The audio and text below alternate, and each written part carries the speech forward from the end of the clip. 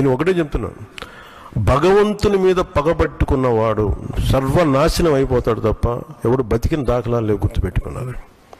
ఎందుకంటే ఇది ఫెయిత్కి సంబంధించింది. చాలా స్పష్టంగా, చాలా క్లియర్గా సిబిఐ దాంట్లో మీరు కల్తీల నెయ్యి, మీరు అసలు నెయ్యి లేని దాంతో మీరు లడ్డూలు చేసి దాంట్లో మీరు ఇందాక చెప్పిన గ్లిసరైడ్స్ ఇవన్నీ ఉన్నాయి కదండి.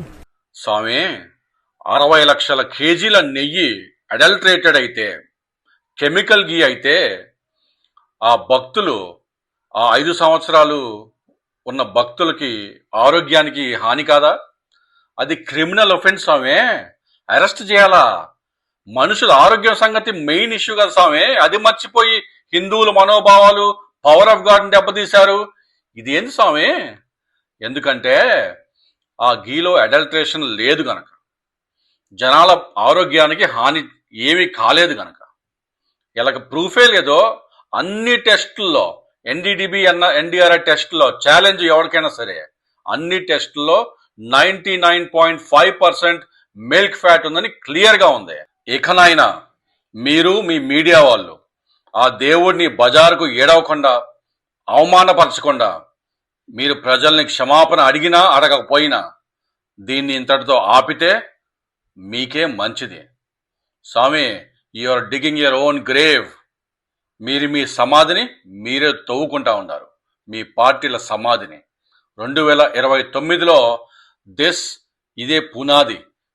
మీ పార్టీల సమాధికి ఈ తిరుమల దేవస్థానం యొక్క ఇష్యూ ఇది సమాధి చేసేదిగా ఉంటుంది. సరే, 2015లో ఈ గీ టెండర్ యొక్క రెజల్యూషన్ చూడండి. 2015లో 2,25,000 కేజీల నెయ్యి సరఫరాకి ఇచ్చిన టెండరు ఎవరికి ఇచ్చినారు? L1 tender Indapur milk foods అనే కంపెనీకి ఇచ్చినారు. సరే, ఇందపూర్ కంపెనీ ఎవరు అని చూస్తే హెరిటేజ్ వాళ్ళ వెబ్సైట్లో ఉంది. ఇది హెరిటేజ్ కంపెనీ వాళ్ళ మ్యానుఫ్యాక్చరింగ్ యూనిట్. అంటే చంద్రబాబు నాయుడు గారి హెరిటేజ్ ఫుడ్స్ ఇందపూర్ కంపెనీ ద్వారా తిరుమలకి నెయ్యి సప్లై చేసినారు. దాని ద్వారా వాళ్ళు డబ్బులు చేసుకున్నారు, సంపాదించుకున్నారు. మరి ఇదే రెజల్యూషన్లో ప్రీవియస్ సప్లయర్ ఎవరు? Premier agri foods. అంటే 2014లోనే చంద్రబాబు నాయుడు గారు భోలే బాబాకి మన ప్రీమియర్ అగ్రి ఫుడ్స్, ఈ 2 పేర్లు ఛార్జ్ షీట్లో ఉన్నాయి. వీళ్ళకి టెండర్లు ఇచ్చిందే బాబు గారి హయాంలో. అంటే చంద్రబాబు నాయుడు గారి హెరిటేజ్ కంపెనీ ఇందపూర్ అనే కంపెనీ ద్వారా తిరుమలకి నెయ్యి సప్లై చేస్తూ డబ్బులు సంపాదించినారు.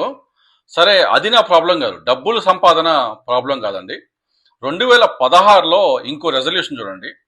అంటే 2015లో ఇందపూర్ కంపెనీ సప్లై చేసింది నెయ్యి, 2016లో గోవింద్ మిల్క్ అనే కంపెనీకి ఇచ్చినారు. మరి దాంట్లో ఎందుకని ఇందపూర్ కంపెనీకి ఇవ్వలేదు అంటే, Indapur company lab test, NDRI lab test fail అయింది. ఫెయిల్ అయింది అంటే అర్థం ఏంది? ఈ హెరిటేజ్ కంపెనీకి చెందిన ఇందపూర్ కంపెనీ వాళ్ళు కల్తీ నెయ్యి ప్రొవైడ్ చేస్తున్నట్టే కదా, వాళ్ళది కల్తీ నెయ్యి అని ప్రూవ్ అయినట్టే కదా. సో 2016-15లోనే కల్తీ నెయ్యి వ్యవహారం అంతా నడిపింది చంద్రబాబు నాయుడు గారి హెరిటేజ్ కంపెనీ. ఒకసారి ఆన్లైన్కి పోయి హెరిటేజ్ కంపెనీ మీద ఇంతకుముందు ఎన్ని కేసులు ఉన్నాయి కల్తీ వ్యవహారాలను చూస్తే 2012లోనే ఫార్మలిన్ డిటెక్ట్ అయిందని కేరళలో బ్యాన్ చేసినారు. ఫార్మలిన్ అంటే ఏంది? అది శవాల మీద, డెడ్ బాడీస్ మీద నిలవటానికి వేసే కెమికల్. ఆ కెమికల్ని పాలు కూడా నిలవటానికి కలిపింది ఎవరు? కేరళ వాళ్ళు. అందుకే కదా బ్యాన్ చేసింది. సరే, ఇప్పుడు రీసెంట్ న్యూస్ చూద్దాం. మన ఒరిస్సాలో నవంబర్ 2025లో హెరిటేజ్ పాలలో అడల్ట్రేటెడ్, కల్తీ అని చెప్పేసి, క్వాలిటీ లేదని చెప్పేసి వీడియోలన్నీ ఉన్నాయి ఆన్లైన్లో. మళ్ళా రీసెంట్గా 3 వారాల క్రితం జనవరిలో హెరిటేజ్ ఫుడ్స్కి ఫసాయి నుంచి 1 lakh ఫైన్ రాలేదా? ఈ కల్తీ పాలు, కల్తీ పెరుగు, కల్తీ నెయ్యిలో ప్రొఫెసర్లు, మాస్టర్లు మీరే కదా స్వామి. అటువంటి వారి పక్కన చేరిన పవన్ కళ్యాణ్ గారు సనాతన ధర్మం అని హిందువుల్ని ఏదో ఉద్ధరిస్తారని చెప్పి నాటకాలు ఆడుతూ ఉన్నారు. మీకు మళ్ళీ వెరీ క్లియర్గా చెప్తా ఉన్నానండి. If the ghee is adulterated, నెయ్యిలో కల్తీ ఉంటే అది దేవుడి సమస్య, లేకపోతే హిందువుల మనోభావాల సమస్య కాదు.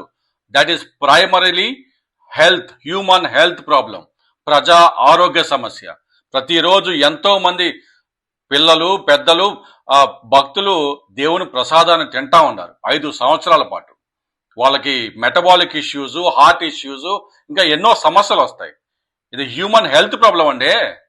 వీళ్ళు ముగ్గురు, పవన్ కళ్యాణ్ గారు, చంద్రబాబు గారు అండ్ లోకేష్ గారు, జగన్ గారి మీద అంటే ఆయన హిందువుల మనోభావాల్ని దెబ్బతీశారని, లేకపోతే పవర్ ఆఫ్ గాడ్ని తగ్గించారని, లేకపోతే ఆ శ్రీనివాసుడి గుడిని అపవిత్రపరిచారని, ఇలాంటి ఎమోషన్స్తో ప్రజలను ఓట్ల కోసం ఆడిన నాటకం ఇది. అయ్యా బాబు గారు, పవన్ కళ్యాణ్ గారు, నిజంగా ఆ ప్రసాదంలో ఆ నెయ్యిలో కల్తీ ఉంటే ఆ శ్రీనివాసుడు నిజంగా బాధ పడతాడో లేదో తెలియదు కానీ స్వామి, మీరు ప్రతిరోజు మీ మీడియా వాళ్ళు పెట్టే డిస్కషన్స్ ఆ ప్రసాదానికి చేతులు కాళ్ళు వేసి ఇలాగ బజార్లో బ్యానర్లు పెట్టి అవమానపరచడం వల్ల అయ్యా ప్రజలు బాధపడతా ఉన్నారు, ఆ దేవుని భక్తులు బాధపడతా ఉన్నారు.